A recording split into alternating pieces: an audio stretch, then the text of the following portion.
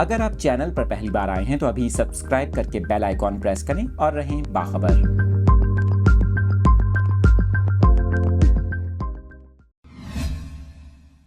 अहम खबर आपके साथ शेयर कर रहे हैं। आपको बताएं कि चिन्योट थाना सिटी में नए तैनात होने वाले एसएचओ की जानिब से शहरियों पर नई पाबंदी लगा दी गई है, जिसके बाद शहरियों में खौफ व हिरास फैल गया है। तफसीलात आपके साथ शेयर कर रहे हैं।